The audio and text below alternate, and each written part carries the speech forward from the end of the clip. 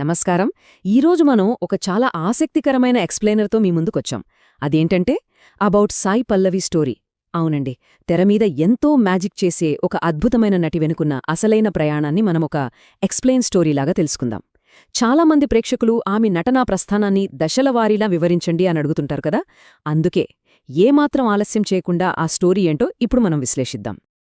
సరే, ఇక మనం ఈ అంశంలోకి కాస్త లోతుగా వెళ్ళి చూద్దాం.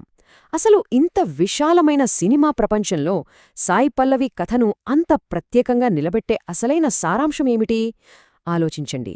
గ్లామర్, మేకప్కు ఎంతో ప్రాధాన్యత ఉండే ఈ రంగుల ప్రపంచంలో ఎలాంటి బ్యూటీ ప్రాడక్ట్స్ ప్రమోట్ చేయకుండా కేవలం తన సహజత్వంతో ఆమె ఎందుకంత భిన్నంగా కనిపిస్తోంది? ఒక సాధారణ కెరియర్కు, ఒక స్ఫూర్తిదాయకమైన కథకు ఉన్న ఆ డిఫరెన్స్ ఏంటో ఇప్పుడు చూద్దాం. ఇక్కడ మనం చూస్తున్నది మొదటి విభాగం, తొలి అడుగులు, అంటే కథకు ప్రారంభం. అసలు ఈ అద్భుతమైన నటనా ప్రస్థానానికి పునాది ఎక్కడ పడిందో ఇప్పుడు మనం గమనిద్దాం.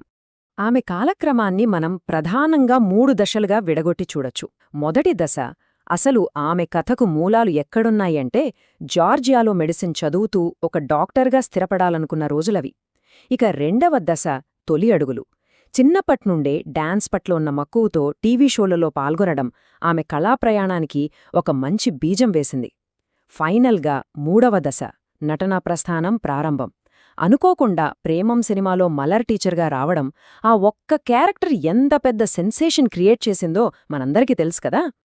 ఇప్పుడు రెండవ విభాగం, నటనా ప్రస్థానం, దాని దశలవారీ విశ్లేషణ. డాక్టర్గా మారాల్సిన ఒక అమ్మాయి స్టార్ హీరోయిన్గా ఎలా ఎదిగిందో చూద్దాం. ఈ ప్రయాణం ఎలా బిల్డ్ అయిందో చూద్దాం. ఇందులో మొదటి అడుగు నటనా ప్రపంచంలోకి అడుగుపెట్టడం.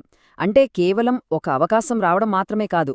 ఫిదా లాంటి సినిమాలో భానుమతిగా తన సొంత వాయిస్తో డబ్బింగ్ చెప్పుకుని తన సహజమైన నటనతో ఒక కొత్త బెంచ్ మార్క్ సెట్ చేయడం. ఇక రెండవ అడుగు, సాయి పల్లవి అనే కథను డెవలప్ చేయడం. గ్లామర్ పాత్రల వైపు అస్సలు వెళ్లకుండా కేవలం కథకు ప్రాధాన్యతున్న పాత్రలని ఎంచుకుంటూ తనకంటూ ఒక సాలిడ్ బ్రాండ్ను ఆమె ఎలా నిర్మించుకున్నారనేది ఇక్కడ మనకు స్పష్టమవుతోంది. ఇక్కడ ముఖ్యంగా చెప్పుకోవాల్సిన పాయింట్ ఏంటంటే, సాయి పల్లవి కథ అనేది కేవలం ఒక సాధారణ సినీ ప్రయాణం కాదు. అదొక చాలా యునీక్ అయిన నటనా ప్రస్థానం. ఆలోచించండి, కోట్లిస్తామన్నా సరే ఫేర్నెస్ క్రీమ్ యాడ్స్ను నిర్మోహమాటంగా తిరస్కరించడం, తన ముఖంపైయున్న మొటిమలను కూడా దాచుకోకుండా చాలా న్యాచురల్గా తెరపై కనిపించడం, ఇవన్నీ ఏంటంటే తన మూలాలకు, విలువల పట్ల ఆమెకున్న నిజమైన కమిట్మెంట్ను చూపిస్తాయి.